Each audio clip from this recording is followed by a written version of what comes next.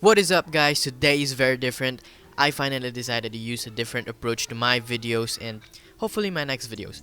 If you guys don't know, filming an episode of beat making or other videos of me showing up and talking overlaid on my screen is very difficult. Even the thought of editing all of my videos, all the tweaks and pinches I do with my tiny fingers on my Android phone is such a frustrating scene. So to make it a lot easier, I'll limit myself to showing up on all my videos, and I want to make it a bit professional. And I actually made some changes again here, more minimal designs, and I love it. So without further ado, let's get straight to the video.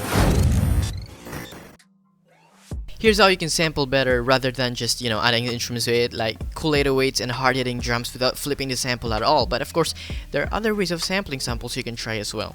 Here's an example of what I did to a melody I used from Cymatics, from one of their free packs. Shout out to you, Cymatics. If you guys don't know Cymatics, they're a pretty big name in the industry, so yeah, they have tons of sample packs and plugins, both free and paid. So if you're a starting beat maker and you want to make fire beats, totally check them out, definitely. And oh, by the way, this is not sponsored. So this melody is fire alone, but it's just so professional to kinda add variation to it.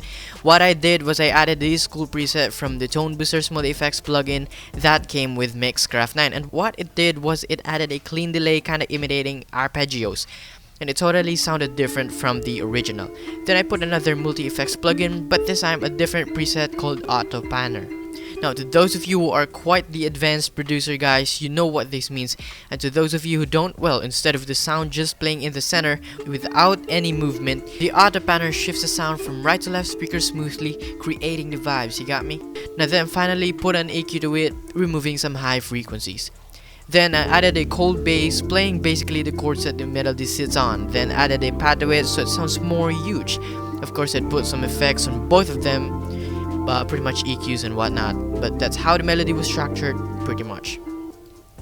For the drums, I used a loop, but I changed a few things as well. Change is really important, So the kick is really punchy, so I kind of made it louder than originally. The snare is very loud, knocks my ears, so I had to bring its level down. So I had to chop the whole loop and separate the kicks and snares, which made the second part of the hook much more interesting, like this. And of course, your beats are dead without some 808s. For this beat, I added two 808s, one playing soft and just long notes, and the other one is synced to my kicks to give more bounce and jump to the vibes. And then of course, some effects to make it really hyped. It actually depends on the type of beat you're making. And then some risers and ambience to selected sections of the beat. For instance, what I did here was I put some Rode ambience to the intro, hooks, and the outros.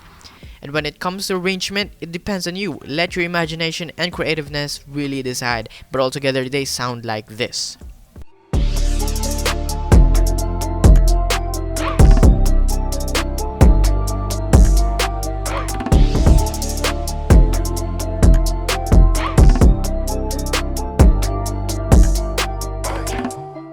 And so that's another way of making fire beats using samples. By the way, the beat is actually for sale. So if you think you can make a hit with this, definitely check the track out.